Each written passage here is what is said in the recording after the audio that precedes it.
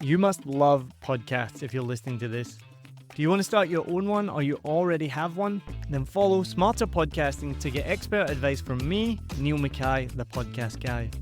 Since 2019, we've worked with over 40 podcasters, produced over 700 episodes, and helped many podcasts get to the top of the Apple Podcast charts. And right now, I'm offering you a professional edit for just $27. Click the link in the show notes.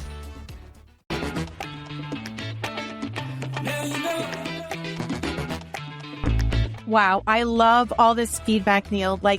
This is so on point for us. This is super helpful because it's helping us target the actual areas we need to focus on for us, it's branding. It's that identity issue. It's what problem do we solve and how do we do it? So thank you for bringing this to my attention. This has been pure gold for me.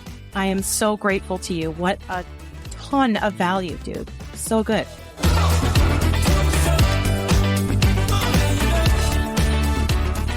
Welcome to another episode of Smarter Podcasting with me, Neil Mackay, the podcast guy. I started my first podcast in 2019 and it now has over 60,000 downloads and is in the top 10% of podcasts worldwide. Since then, I took my hobby and made it into a full-time business and work with podcasters around the world to help them make their podcast the best that it can be. I've been excited to work with podcasts from the Netherlands to the UK, the US and Israel, and I recently worked with a podcast called The Human Being Project based out of Canada. And in today's episode, I'm joined by a podcaster who I first met when we did a coaching call on how to use Descript. And then she heard about my podcast audits I've been doing and she was like, yes, please give me an audit. But, I think I'm very scared to do that as well. I think she said as well. My guest today has a background in customer service and she just wants to serve people and help people. So started a podcast with her dad, which means they actually have a good rapport together, which she says that like it's obvious, but that's not obvious that you have a good rapport with your dad and you can do a podcast. But she creates a podcast with her dad called The Human Being Project and their website is The Change Evolutionist. And my guest today is Janelle Thiessen. Thank you for coming on Smarter Podcasting and volunteering your podcast for an audit. Oh, it's my pleasure. So I'm a glutton for punishment. So tell me more about your podcast and how that came about and how you ended up doing a podcast with your dad. Well, it didn't start with a podcast. It actually started with the Change Evolutionist website because my dad is a licensed psychologist in Quebec, Canada, and he wanted to take decades worth of teaching and coaching that he had done and get it into an online platform. So he asked me if I would help him with that. And it just evolved into a podcast because we thought, why not play around with it? We both feel like we have the face for radio. That's the joke he always makes. I have the face for radio.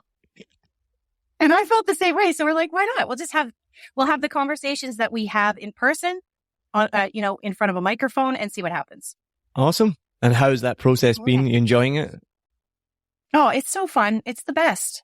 I mean, I'm going to have this for the rest of my life. My grandkids will be able to hear their mom and, grandfather talking and having these conversations. It's epic. Who doesn't want that? Well, and I don't mean to overstate it, but I say this many times and it's on my website, podcasting changed my life, and in ways I could never have imagined, to the fact that I now have a business helping other podcasters, which when I started was never the intention and never what I could imagine, but other avenues it's opened up for me. I've done voiceover work. I've done some commercials, crazy things, met people, made connections with people is probably the biggest thing around the world. I could never have imagined when I started back in 2019. So let's get into your podcast. So we start every episode with some questions that I have. So number one is, what are you recording with? What equipment do you have? So I can see you've got a Blue Yeti Nano there, but I'll let you answer. So what equipment are you recording with? Yeah, I'm using a Blue Yeti Nano, like you said, and you would know because you helped us with that. And I just use my earbuds, my Samsung earbuds instead of headphones because I'm a diva and I'm vain. I don't want to have these thick headphones on. And my dad he's got a Blue Yeti, but it's the big one. So he's using that. I'm in a little storage, like a walk-in closet that I converted into a studio. And he's in a bigger room, so he has more sound issues. But I think for equipment, it's just our laptops and our Blue Yetis and some earbuds. And what are you using for editing?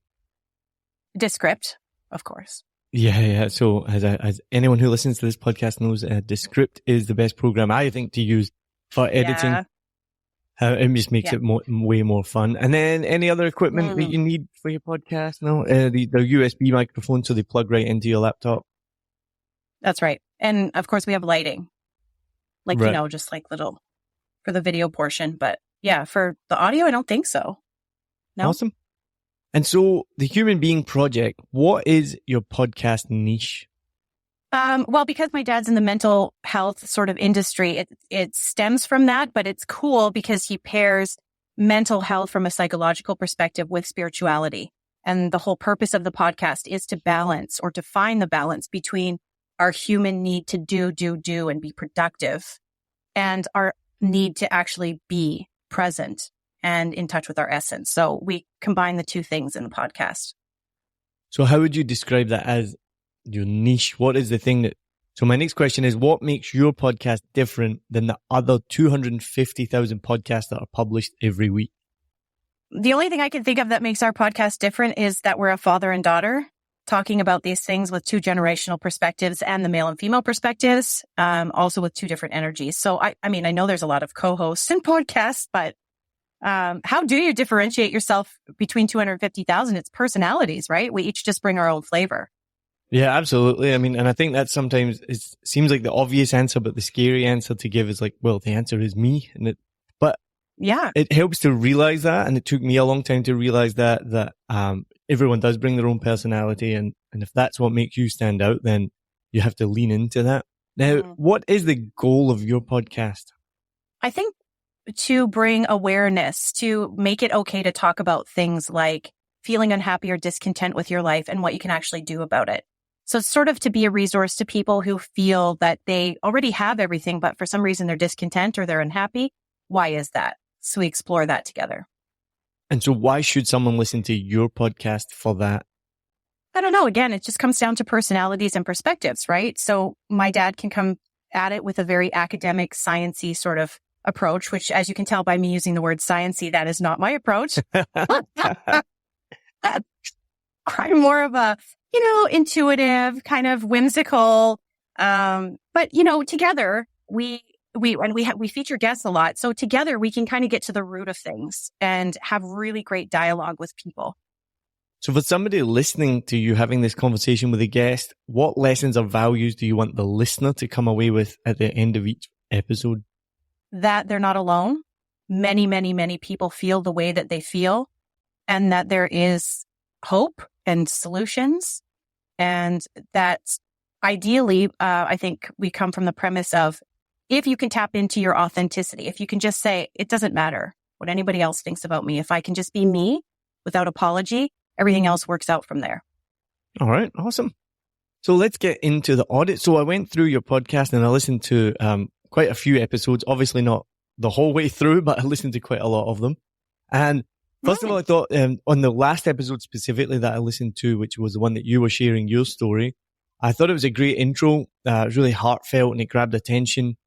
And most of all, just looking at it from like a quality level, the music levels were great and the music matched what you were saying. The music wasn't too loud and overpowering. Your voice wasn't too quiet. So I thought the introduction was great. It got you right away. I think if I remember, you played, it was only about 1 second of music and then you started talking, which was good. Really got into it right away. But the biggest thing I noticed as I went through the episodes was that you have a different intro tune for nearly every episode. Some of them were the same, but most of them had a completely different song. So tell me what the thinking behind that. That's just me. I just think it's boring, to have the same song every time. I understand it's predictable and maybe then it's comforting. People get to know the sound, but I don't know. I just feel like I don't want it. I haven't settled on a piece of music, first of all, that's just like, yes, that's it. So I'm just playing around. Right. And I have epidemic sound, so I can use as many different music pieces as I want. Well, just like you touched on, I mean, I would just advise that you choose one piece of music, like a theme song, because it's what brands your podcast, and it is comforting for people. Yeah. And it is when people come back, they know it just creates that Like that's your show, you know? Like that's why I just look to like what the professionals do. You know, we're indie podcasters, but what does a TV show do? A TV show had the same theme song for 10 years. You know, maybe they'll upgrade it, but not much. Yes. The Simpsons has been going for how long? 500 years or something like that. And the Simpsons theme tune is still the same. And so I just kind of look to those kind of even if it's a different medium, like those guys are doing that for a reason. Even radio shows that I follow, like they have the same jingle. And then I think of like Netflix, and I remember reading about this, spent a huge amount of money just for that little dum that kind of, when you turn on Really? Netflix, like that's called I forget the name now, but a sound something. I can't remember the name. And then I've started watching Apple TV, and they have a very similar one to Netflix. It's different, but similar in terms of like a noise. But as soon as you hear that noise, you know you're listening to Apple TV or you know you're listening to Netflix. And these companies spend a lot of money on that. And I remember reading years ago, even companies like Abercrombie and Fitch or Subway, or I can't remember the other brand, they spend so much money on signature smells so that every store smells the same. So when you walk in, you're like, I know where I am. Sense. So I understand what you're saying. I think again, if you just look to what the professionals do, I think there is good reasoning and sound reasoning why to have the same theme start every week. And you can have a kind of boilerplate intro a little bit. We'll get into the intro in a second. But I would advise to choose the same music and then stick with that. And I think it will be comforting for your listeners, and it'll be easier for you as well instead of choosing a new one every week. Yes. We did talk about on our coaching call about being more efficient with your time. And I think that would help. Whatever do you mean? For anybody who doesn't know what I'm alluding to, I'll let Janelle explain. One of the biggest things we talked about was how long it takes to create a podcast. And I was shocked to hear this from Janelle. Yes. I was shocked to hear that you said you could edit an hour-long podcast in 2 hours, because it's taking me an average of 8, sometimes 9 hours. Although since you and I spoke, I have gotten much faster, because you said there are certain things that just aren't as important as you think they are. So I have let some things go, and it's taking less time. Thank goodness. What was that you let go? Well, the transcript for one. Also, I found a great tool, Cast Magic, which makes the transcript almost perfect. With Descript, I find that there's a lot of editing that has to happen to the transcript afterwards. So yeah, the transcript editing, first of all, is one of the major things that saves me time. But also, I'm just not as obsessed with people's ums and ahs and spaces, and if they repeat their words. I was really obsessed with that for a while. I wanted to share with you about one of my favorite affiliate partners, and that is Fiverr. I've been using Fiverr for years for everything from ordering YouTube thumbnails to keyword research, writing podcast articles, even to Canva designs and thumbnails and more. So whether you're a budding entrepreneur, a podcaster, or anyone in between, Fiverr has got you covered. It really is the go-to platform if you want to find freelancers offering a massive range of services to help you on any project. Maybe you need a stunning new logo or just a short animation. Whatever you need, you can find it on Fiverr. What I love the most is how easy Fiverr makes it to connect with talented freelancers from around the world, all at prices that will fit whatever your budget is. Plus, with Fiverr's secure payment system, you can trust that your transactions are safe and secure. No dodgy people you meet on Facebook groups that disappear with your money and never give you what you want. What, that's only happened to me? As an affiliate partner, I will get a small commission if you use the link and at no extra cost to you. As an affiliate partner, I will get a small commission if you click my link and you buy something, all at no extra cost to you. And best of all, you will be directly supporting the making of this podcast that you're listening to for free, but it is not free to make. So why wait? Head over to somewhere that you've probably never been before. It's called the show notes. So whatever app you're listening in, if it's Spotify or Apple Podcasts or anything at all, head to the show notes, click on my special link, and then you can browse thousands of gigs ready to help you with your next project.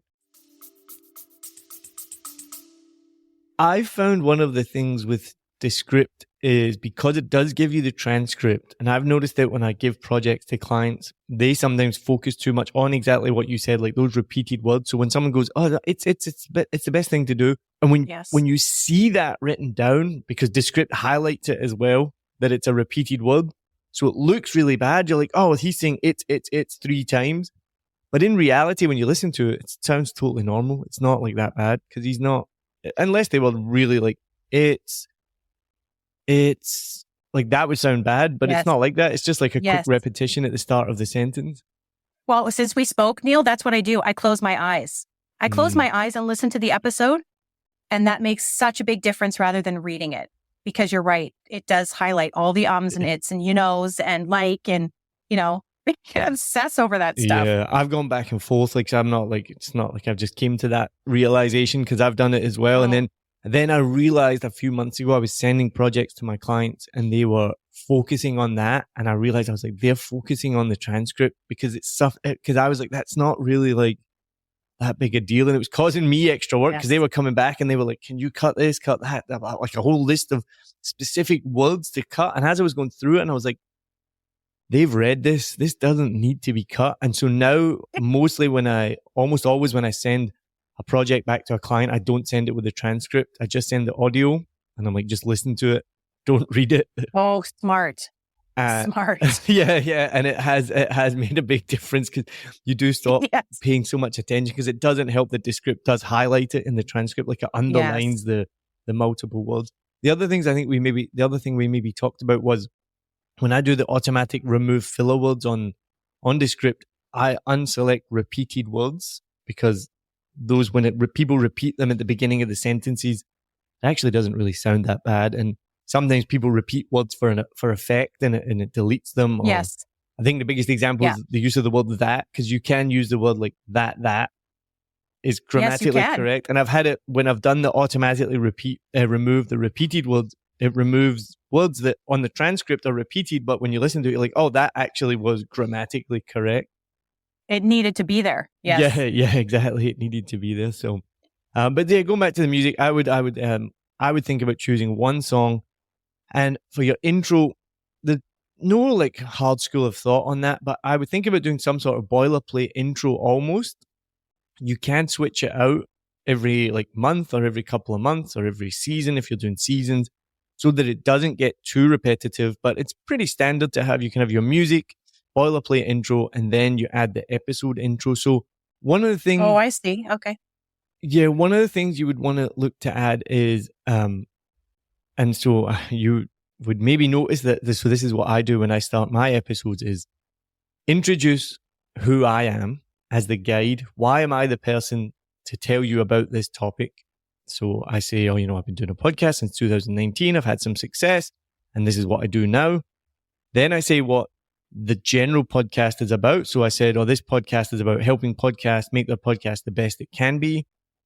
And then the third thing I said was what this episode is going to be about. So it's 1, 2, 3 like that. So your boilerplate could be that 1 and 2, the who are you and your dad? Why are you the guide? Okay. What your podcast is about. What is the niche? What is the goal? What is the value? And then you wouldn't need to have this as a boilerplate because it would be what this episode is going to be about. But you could also record that after the episode, which is always good. So if you do the episode and then afterwards you just have a quick note and then you record yourself saying, in this episode, I'm talking to blah, blah, blah. And then you go from there.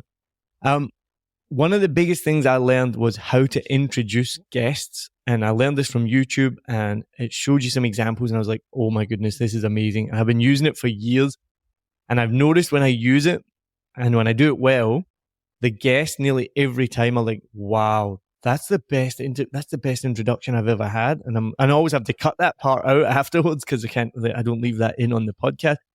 But they're always amazed. So what the YouTube video showed me was what you do is, and this is why I asked you this at the beginning, you only need to give 3 things maybe about the guest, about their accomplishments and who they are, what they do, and then you introduce their name.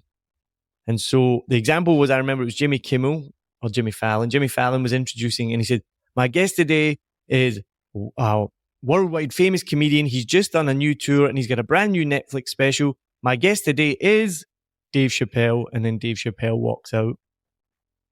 And so it builds up that excitement and tension. And so since I started copying that technique, so that's what I said for you. My guest today, she's worked in customer service. She's got a podcast with her dad. She wants to help people. My guest today is Janelle Thiessen. And that's just, I feel like a really great way to introduce the guest like that. So I would think about doing that if that's something that you're interested in doing.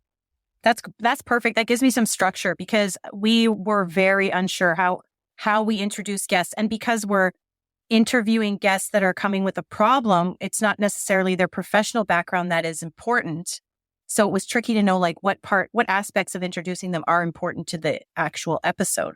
So that's good. It gives me some structure to work with. That would set it up really nicely if you were like, my guest today, their problem is this, that, and that. And we're going to talk to them about this, that, and that. My guest today is Claire Smith or whatever the name is. Okay. With that boilerplate introduction as well, it's really important because this took me a long, long time to realize is it's a really hard balance between talking to your listener that listens every week. And I used to think that the people I was talking to is the same person every week, which I do think is great. But at the same time, you're also getting new listeners every episode as well. So you have to make sure there's a balance between the two of those. And even I have a super fan, you could call him, on my podcast, the Vietnam podcast, to the point where he got the tattoo of my logo, which oh my goodness, is still the coolest thing to this day. So Zion, thank you. Kidding. Like that's still like he's an awesome guy. But then I would message him, be like, "Oh, what did you think of the latest episode?" And he's like, "Oh, I haven't listened yet. Oh, I'm a few episodes behind. I need to catch up." And then I was like, "Oh yeah, like even the super fan doesn't listen to every episode as soon as they come out." And so I used to think like because we create the podcast in like a linear direction, right? We're creating it every week. You think that most listeners are following you like that, and many are. And that is the ideal goal, is like you have listeners that are listening to every episode. But at the same time, that's not reality. And so you might have your super fans. It depends on the content. But so I know your content from looking at it is essentially evergreen content. And did you plan that? Or do you know what I mean by evergreen content? I know what you mean by evergreen. We didn't necessarily plan it, but it's kind of by default. It's on theme. Yeah. So with my first podcast, and well, most of them, they're all evergreen content. They can be listened to at any time and the content is still relevant, right? And so a Vietnam podcast was always designed like that, so that even the first episode I ever recorded, which was 2019, 4 years ago, if you listen to it today, it could have been done last week because we don't talk about current events and things like that. I mean, there's a couple of things that slip in, but generally it's evergreen content. And that has meant that my downloads, my listeners are increasing to this day, and I don't produce any new episodes for that podcast. So I'm now getting more downloads than I ever had without producing any new content. And because it's still available and it's still there and it has its own website and it built up a following, I guess, and SEO purposes, I guess, people are still finding that podcast and still listening to old episodes. And I guess the opposite would be, I listen to soccer, football podcasts, but they're talking about the matches that happened last weekend. So I doubt that anybody ever is going back to an episode from a year ago and re-listening to it, because it would be completely pointless. I assume those episodes are getting like 0 downloads, but I do listen to the new episodes religiously, but I would never in a million years go back and listen to an old episode. So that's a long-winded say of my point is, for your intro, I think it's got to have that balance, and you can feel like I don't want to do the same intro every week, because that person, that listener that comes back every week has to hear the same thing. But there is something again in that comfort of a TV show has the same, like I just think of Friends is one of my favorite shows of all time. I don't think their introduction, their theme tune and the video that went with the theme tune didn't change in 10 years. They maybe added a couple of new couple of new clips, but it's pretty much the same video for all 10 seasons, or 9 seasons, 10 seasons, right? So again, you look at them and you're like, well, there's nothing, why can't we do that? So, and it's just about keeping it quite short and snappy. It doesn't have to be a big long introduction, but just that, who are you? What's the podcast? What value does the listener get? And who's your guest today? And that can be done pretty quickly. And going back to the introducing the guest as well, again, when you think of what would the opposite be, so my advice is, 3 things: introduce the name, get started. I have heard clients of mine do it, and I've heard other podcasts where they literally, it's like they read the LinkedIn bio. It'll be like a 1 to 2 minute introduction of the guest. Wow. You know, they read down everything that they've ever achieved. And you're like, you've just spent a 2 minutes. And so again, there's no wrong or right. Maybe that's better. But for me, that's just such a long introduction, and it's an easy way to lose guests. So I would do that. But the biggest thing I noticed from your introduction was is that you don't introduce who you and your dad are and why you are the guide for the listeners. So when I asked you at the beginning, how can I introduce you? You were even a bit unsure how to answer that. But then when you answered it to me, I was like, yeah, that's perfect. You're into customer service. You like helping people. So I think right at the beginning of that episode, and I did listen as you went through a little bit, it did come out a little bit more from Ron, because you were saying he's a qualified psychologist. And so he gave a little bit of that background. But I think right up the front there at the beginning, like I mentioned, so it's almost the first thing. Like, who are you? Like, I'm Janelle Thiessen. I love helping people. So, and this is Ron. He's 20 years as a psychologist, and we want to do this. Here's the value. So in this podcast, we're going to do this. So right away, the listener knows who you are and why they should listen to you. Like, that was the thing that I kind of took away a bit, not like in a bad way, but I was like, okay, so this is your podcast. Why are you the person to tell me how to do that? That's such good advice. That's really, yeah. Because it comes back to like, I don't know if you've heard about like the hero's journey. So every movie, every book follows like the hero's journey, where like Luke Skywalker is the example. And so the thing is, your listener is the hero and you're the guide. So it's why are you the guide? Oh, you're talking StoryBrand. You're talking Donald Miller's StoryBrand. I just bought that book. I just bought it. I'm into it right now. So that's why what you're saying totally makes sense. It's on par with everything I'm learning in that book. yeah, exactly. So just always think of the listener as the hero, and you're trying to get them to a point, overcome some obstacle, and you're the guide to help them get there. But right at the beginning, you have to explain, why are you the guide? Why are you the person that will be able to help them? All right. Perfect. So then the only thing, and then notice, so looking at audio quality on the last episode, you had the intro audio on your vocal sounded a little tinny, not too bad. So I was just wondering how you recorded it, was it the same setup that you have right now? Yeah, directly into Descript.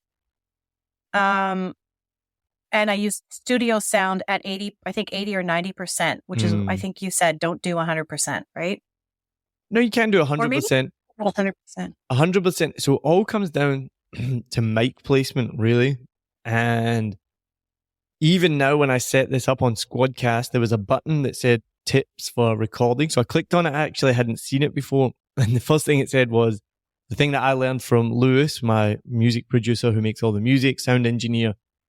And I tell everybody, and when I read that, I was like, all right, perfect. Your microphone should be no more than a fist away from your mouth. And from looking at yours, I think it might be a bit further away. It's hard to see with depth perception, but is your microphone a fist away? Oh, I see. A fist away this way. Is that what you mean? Yeah. Okay, so you should be closer to your microphone, because like here. Or immediately I can hear that that's better audio. Oh, really? Can you hear it? No, I can't hear myself. I'm not wired up like you told me to be. You're not wired up. So immediately, that's instantly better. This is me a fist away, right? Now I'm in a big echoey room, no sound protection at all. The sound should be pretty bad. Now, hopefully when people are listening to this, because we're going to turn on studio sound with Descript, the sound will be good, but that's mostly because the microphone's a fist away. Now look, if I move the microphone further away, if I move the microphone here, you can hear it instantly, right? So now suddenly the microphone is picking up way more. My voice is echoing off the room. So even if we now the listeners listening to this, studio sound will probably be turned on, and this will sound garbage because studio sound is not like a magician. It can't make, they kind of claim that in the beginning. I'm going to put it back because it sounds so bad. They kind of make it claim that studio sound could take terrible audio and make it sound like you're in a studio. And in reality, it can't. But what studio sound can do is take not perfect audio and make it sound really good, but it all comes down. It's interesting. The more I've been doing these coaching calls and more I've been doing audit, I never realized mic placement would literally be the number one solution to all of these problems. And I did it with Keir Messer on the Birth Education Center podcast. And same thing, her mic was so far away. Her mic was like off camera. It was over here. And she's like, we just can't figure out why the sound is not so good.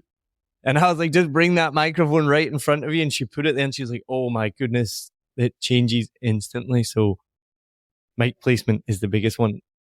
So you have to finagle that somehow and get that no more than a fist away. And what was interesting, because Ron's audio was pretty good, and you said he's not got like he doesn't have a small studio set up like you, right? He's in a bigger room.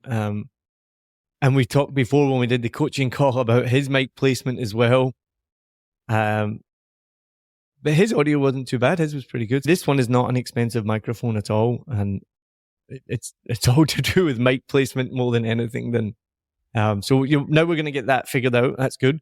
Absolutely splitting hairs here, but on the episode, which was the last one I listened to, I would have left just a few more seconds of the music playing before you started the main episode, because you did the intro, which was great. It was heartfelt. It grabbed the attention. And then it just kind of like went straight into the main episode. And I would have just even 3, 4, 5 seconds of just the music playing to let that build kind of climax and then ease in. But that's just absolutely splitting hairs. Biggest things I look out for are crosstalk and filler words. Crosstalk is the bane of my existence as a podcaster. Crosstalk is when two people talk at the same time. And as I explained to everybody, completely natural in real life. When you're having a conversation, to be like, oh, yeah. Or be in the background, be like, yeah, totally normal. On a podcast, it sounds absolutely awful. And it can sometimes be difficult to edit out as well, even afterwards. And it just generally sounds terrible. I didn't notice any crosstalk at all, really, when I went through a few of the episodes. So that was good. And it does take a skill to shut up, basically, because it is quite difficult. As a podcaster means you like to talk. And if you're a guest on a podcast, it also means you like to talk. And it is a difficult skill to learn, to be silent and engaging at the same time. But you guys obviously did that well. And I also didn't notice too many filler words. So I assumed you cut them out. And if you were cutting them out, I didn't notice any really unnatural cuts, which is the danger when you start to cut out all those filler words. If you don't do it correctly, then the listener can start to notice those like little cuts and they're like, oh, something was missing. There was one that I noticed, but I mean, again, not a big deal. There was one I was like, oh, I think that was a cut. So I always think of my wife as my biggest fan, and she listens to all my podcasts and she notices all of these things and she'll tell me. So anytime I'm editing, I'm like, I've got to make it good enough for Adri. And I also, as I went through the episodes, I really like that you've added background music to your interludes and the fact that you do interludes as well. I thought it had so much depth and so much more kind of professionalism to it. I've not done it too much in many of my podcasts, but I've been working with a client lately where it's more of a narrative podcast. And so we need dramatic music or happy music and things like that. And it just adds so much more to the podcast. So that was really cool that you're already doing that. Now, getting away maybe mostly from the audio. So when I look at a podcast, because I have to go and look at your Spotify and your Apple Podcast, I pick up on other small things that aren't really audio related. And question for you is, what was your thinking? Why do you do numbers in your title? So I mostly do numbers at the head of a title because I think it's easier for reference. So if we were directing somebody to an episode, we would give them just the number instead of the title. I thought it might help it be more easily searchable. But also, I did see this done by Amy Porterfield, who is somebody I follow. And I basically just, when I was setting up the podcast, just went to her podcast page and copied what she did. And she uses numbers in front of her episodes. So I was like, that's what I'm going to do. Makes sense. So this caveat I give, and I was going to give this at the end, but I'll give it now. This is just this is just my advice. There's so many ways to do it. And there's some podcasts that I work on that are so successful, like tens of thousands of downloads every 7 days. And it goes against everything that I would advise, and so this is just my advice based on what I've learned over the years and what I do and what I think works and what I prefer as a listener, as a podcaster. But there really is no wrong or right way, because there's many, like Joe Rogan is the biggest example. I cannot stand that podcast. I turned it on for 5 seconds and turned it off. It's not for me. I'm not the audience, and that's fine. And that's why every podcast needs a niche, because you'll find your own audience. But on the face of it, a 3-hour podcast just shouldn't work. But it is the number one podcast in the world. And so any advice I'm giving you, always just take it with a grain of salt. If you're following like somebody else who has reasons for doing it, then absolutely go for it. My advice though is I would only use numbers if it's a story podcast where the listener needs to know this is episode 1, this is episode 2, this is episode 3. Because I listen to a lot of fiction podcasts, and sometimes they don't number them, and I get confused because maybe you don't know, like, when did this come out? Is this in the right order? Like, if you really need to listen to them in order, I get what you're saying about referencing them, but I want you to be like Pat Flynn or Joe Rogan and have hundreds of episodes. When you get to episode 327, are you going to be able to be like, go back and check out episode 255? Maybe, like, I spoke to somebody about this and they were like, yeah, well, but Pat Flynn has a team, so they will have planned their podcast and they'll have looked up what episode to refer to because they maybe know that they're going to refer to it. So if that's what you want to start to plan for, is having like a big team that's going to be able to help you plan and tell you what episode to refer to. But I just can't see that coming up that often, that you need to refer to an older episode by number. If you did want to do that, you could do it by date. You could be like, go back and check out the episode on January 5th, blah, blah, blah. The biggest reason why I think not using numbers in the title is because, and what I read is, you have such small real estate on the directories for people to read your episode titles. And so if you start to add the numbers at the beginning, especially, so on my podcast, a Vietnam podcast, I do add the season number and the episode number, but it's the last thing. And so basically nobody really sees it. It's more for my reference than anybody else. But I make it the last thing on the title. So when you're scrolling on the directories, you can't see that, because on the directories, you really do have not much time, not much space at all. If you go look on Spotify or Apple Podcasts, and you got to think about the listener, what are they doing? When you listen to podcasts, you're scrolling down and you're trying to find something that resonates with you. Even if you've decided, I want to listen to the Human Being Project, right? I've done that. I've come across a podcast that I want to listen to the podcast. Then it's like, okay, what episode am I going to listen to? And then you start scrolling down Spotify or Apple Podcasts, trying to find one that you're like, oh yeah, I want to listen to this. So if you use those first like 5 to 6 characters saying episode 1, season 1, there's zero value in that for somebody that's scrolling down and trying to find something that resonates with them. If they say, oh, it's season 2, episode 2, I don't care. I'm just trying to find something that tells me how to help with my, why I'm feeling the way I'm feeling in terms of your podcast. So that's why my advice is not to have the episode numbers or season numbers at the beginning at the very least, because it's just taking up valuable real estate. Actually, you make a good point there, because it is taking up real estate, like you said, at the beginning of the title. So I think it probably isn't something that we need. And of course, as all the things you've said so far, very useful for us. So thank you. I think I'm going to edit that. And I think most of all, yeah, it's just that put yourself in the mind of the listener, because I have to sometimes remind myself that I listen to podcasts as well. What are their behaviors? How do they do it? And they're scrolling down. And unless it is a story and they need to be like, oh yeah, the last one I listened to was season 1, episode 7. So now I'm on episode 8. That's why I need it for, like, I think it's good for the fiction podcast, because sometimes you go away from the podcast and you come back and you're like, oh, where was I at? And if it's just the title, it's like boy runs through woods. You're like, was that the last one? I can't remember. But if you can have the number. So that's why I think it's good for those kind of storytelling podcasts, that each episode builds up on the next one. I think if you're creating evergreen content and you want somebody to be able to scroll through your podcast in 3 years and still find an episode that's relevant for them and gives value to them, I don't think the episode number is useful at all, really. So it doesn't make much of a difference.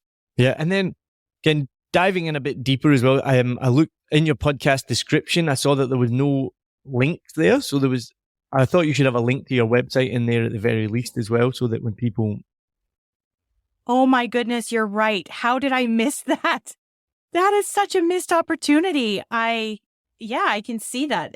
There is not a link. Definitely, I'm going to have to edit that. Thanks for pointing that out, Neil. Yeah, so just small things like that. Then, now, this here is where I thought you could tighten things up a bit. So, to be totally honest, for me, and this is just for me, reading the title and the description, I didn't really know what your podcast does exactly. So, talking about the title, The Human Being Project, it doesn't describe what it is or what it does. And I've been through this because my podcast was called 7 Million Bikes, just 7 million bikes in the beginning, because I thought it was quirky and fun. It was because there's over 7 million motorbikes in Saigon. And then it was like a business consultant I had a coffee with one time pointed it out to me. And she's like, you think it's quirky and fun, but nobody knows what that is. What does it do? So that's now why my business is 7 Million Bikes Podcasts. Just so the 7 million bikes is still stupid, but at least the podcast adds that on. So what Adam Shibley advises from Podcasting Business School is, because I follow what he does and he's amazing, is you don't need to rebrand it or change it. You just can add a tag onto the end of it. So that's why my podcast is called Smarter Podcasting. But if you look on like Spotify or Apple Podcast, it says Smarter Podcasting : Podcasting for Beginners. And so he says you could just add on that. So you could go into your directory, whether it's Buzzsprout or whatever, and just add that there. So you don't rebrand, you don't do anything different when you're doing your introduction. It's just purely for visibility so that when people are scanning and looking through, and he says it's for SEO purposes. I'm not convinced it does much for SEO, but just adding that tag onto the end, a few words, but that still doesn't tell what the listener gets out of it. So think of like, so who's your listener persona? Who's the ideal person that you want to listen to your podcast, and what do you want to get out of it? And can you make that in 3 words? So that was like mine was podcasting for beginners, because I struggled as well, even with this podcast, like who is it for? What is it for? And I still don't think of myself as an expert at all when I look at some of the other people in podcasting and maybe somebody who's had a podcast for years. I'm like, I probably can't give them much advice. But then I was like, no, but I can definitely, it's that thing like I know more about podcasting than a beginner. So I was like, so my podcast is for beginners, and what I do is to help beginners, because there's always new beginners that need help.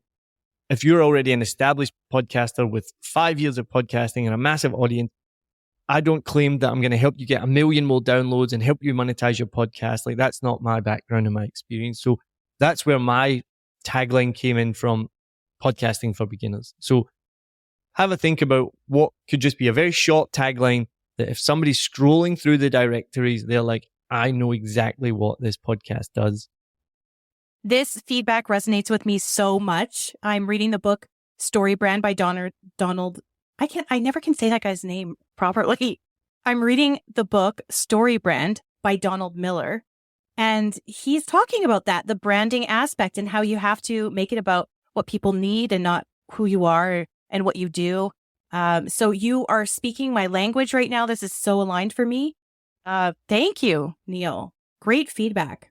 I love when I'm giving feedback and you're like, okay, yeah, no, that is good feedback. I'm like, okay, I'm on the right track. Because going down the same track was then when I got into your description, which I just thought was just quite broad. And again, I just didn't really fully understand. And I'm looking at it from a really analytical point of view, because I did share this with my wife last night because she's amazing and I bounce everything off her, and she disagreed with me. She's like, no, I know what it does. But I was like, well, that's okay. That's your opinion. And she's right.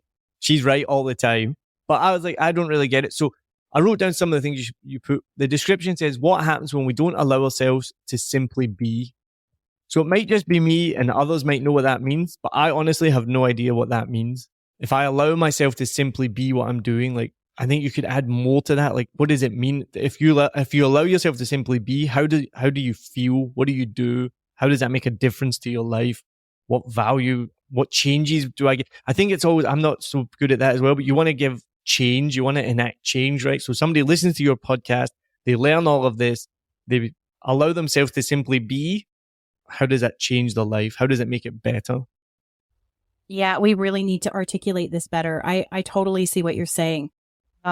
It's a language that may resonate with some, but probably not with a lot of people. And I think it would help once we have once we determine what our brand is and what specific need we're trying to meet, what problem we're solving and how we do it, then it's going to come across a lot better. So that you're directing me to evaluate this is huge. It's on my radar. And yeah, you're crushing it. You're crushing this, man. And then going back into the beginning when I was asking a little bit about your niche and things like that. So this is where it gets quite broad as well, because it says whether you're looking to improve your mental health, cultivate more meaningful relationships, achieve personal goals. So these are all quite broad things. And again, my advice might be terrible because you can have a broad podcast and it could still do well.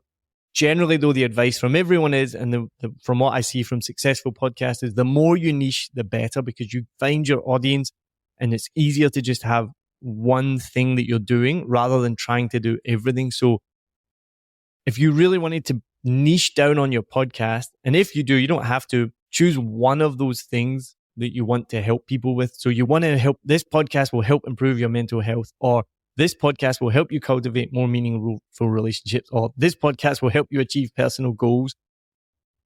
And when I've started to do that, even like I said, with this podcast, everything becomes easier because you realize you know exactly what you're doing. And yeah, when you move away from that broadness.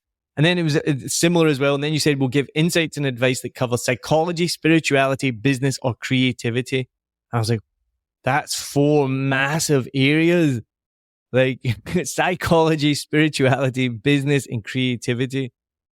So again, it was like, you imagine if you were like, we're going to help you achieve your business goals through creativity. Like, I know that may sound, but that does, you can achieve your business goals through creativity. That then immediately is something that's so much more focused. You know what guests you want, you know what topics you're going to talk about. We are going to talk about how to achieve your business goals using creativity. So that would be, yeah. So from reading your description and looking at it, I was like, I think you can just, because I think you guys obviously are great. And like you said, it's your personalities and you've got that. I mean, I didn't even mention that, but just listening to it, you've got like great rapport. You're easy to listen to. You've got great voices. You've got personalities. You opened up. You were vulnerable, and it was emotional, and the music was great. So all of those technical aspects were great. I just think to niche down and make it as specific as possible will make your life easier. I know when I've done it, I was like, oh my goodness, it's so much easier. You know what guests you want. You know what to talk about. You know the outcomes. You know what your goals are. So, yeah, I'm glad you like that advice.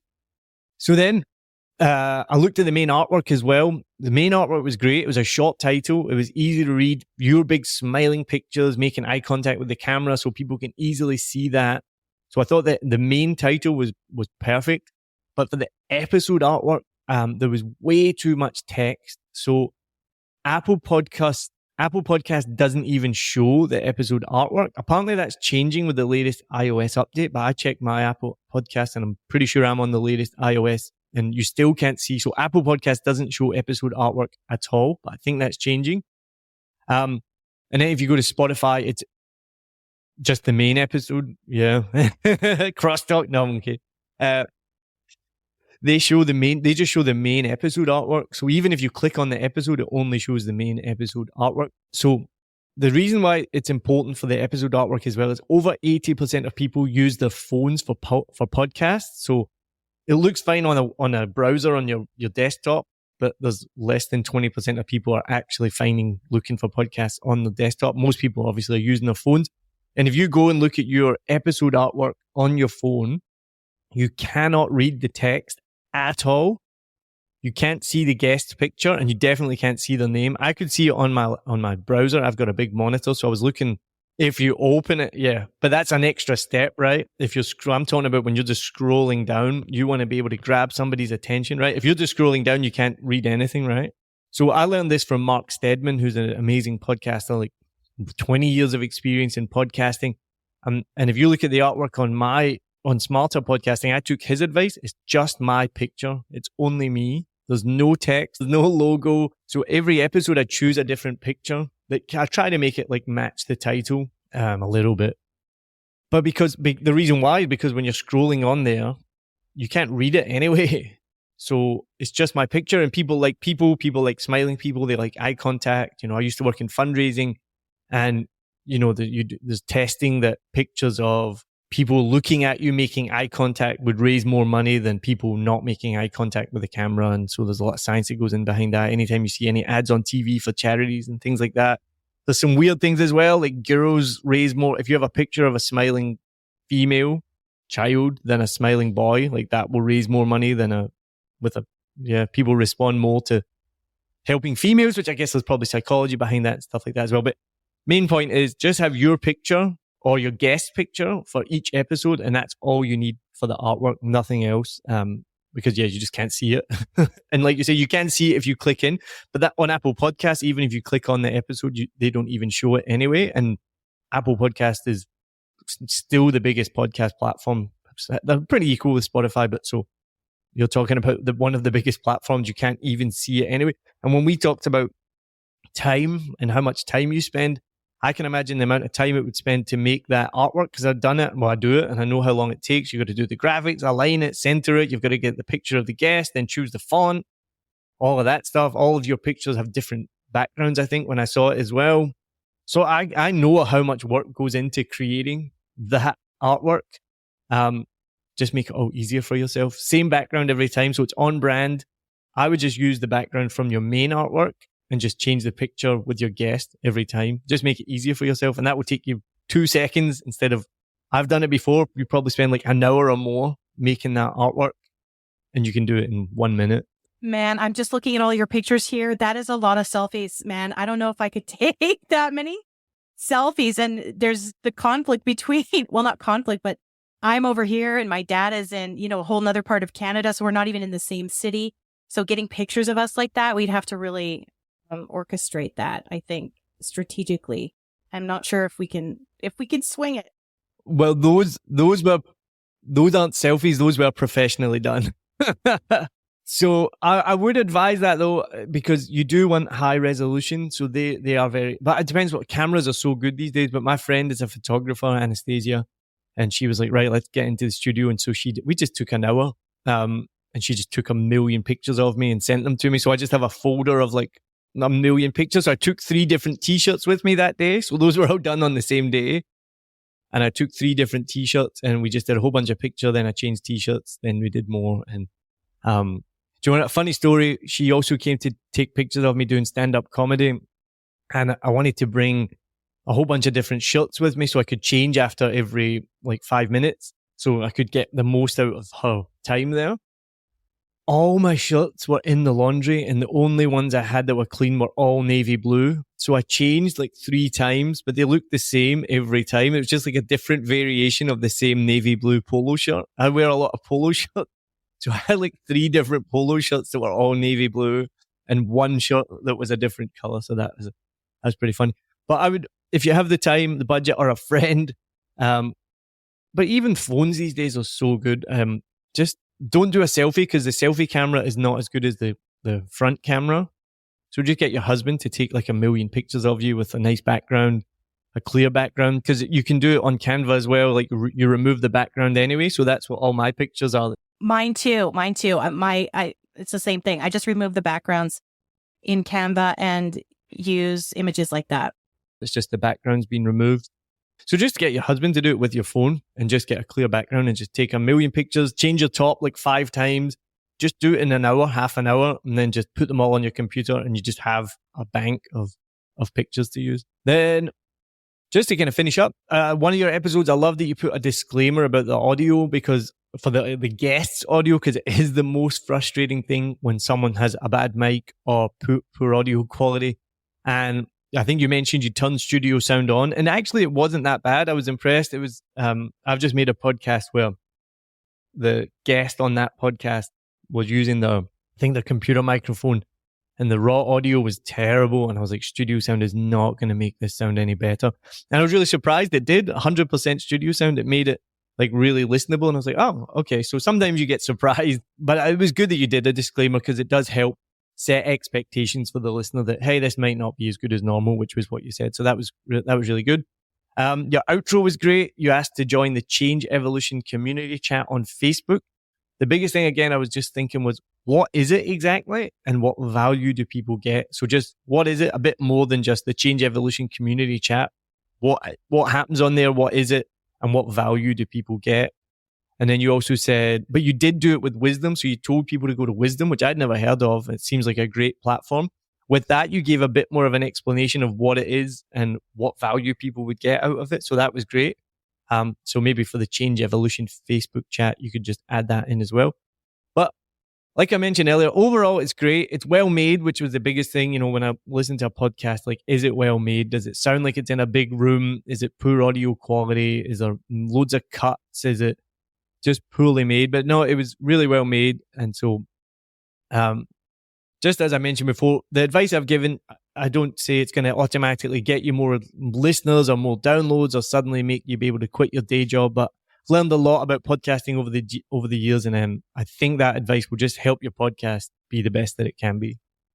Wow. I love all this feedback, Neil. Like, this is so on point for us. This is super helpful because it's helping us target the actual areas we need to focus on where for us, it's branding. It's that identity issue. It's what problem do we solve and how do we do it? So thank you for bringing this to my attention. This has been pure gold for me. I am so grateful to you. What a ton of value, dude. So good. You really, really did your research. Like, you put in the time. You dug through some serious episode action to find ways to be helpful. And I am so grateful. Thank you. You're very welcome. Yeah, I did. I went through and I listened to all of it. Well, no, I'm so excited to hear that because I don't have imposter syndrome really much. You know, people always talk about imposter syndrome. I'm just stupid and just go ahead without thinking.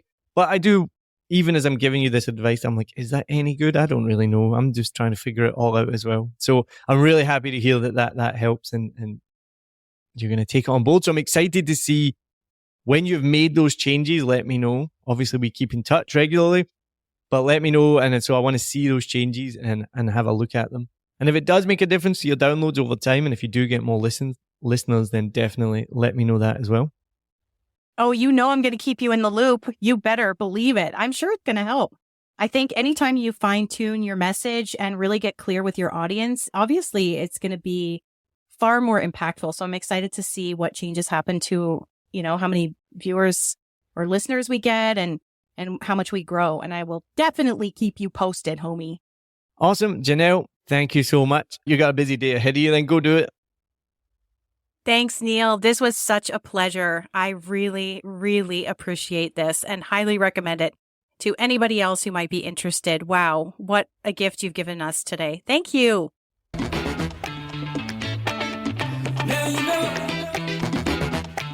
Hi, my name is Sal Jeffries. I run the Mindset, Mood and Movement podcasts. I've been working with Neil at 7 Million Bikes for the whole of this year, literally from the start of my podcast to date. And I want to say a couple of things. So when we record the podcast, sometimes there are things that I need tweaking. There could be edits or clips. It's really simple. I give those instructions to Neil, he gets it sorted. There's sometimes a sound level differences between the guest mic and mine. Again, that's all sorted so the outcome is a really balanced sound. And also if there are issues with voice, little kind of sound interruptions, all those things that can distract a listener, Neil knows exactly what to do, cleans it up. The end result, highly professional, beautiful sounding podcast without distraction. That's exactly what I want. I know my listeners do. So if you're interested in having that level of podcast and that kind of quality, Neil is a great guy and I highly recommend you speak to him.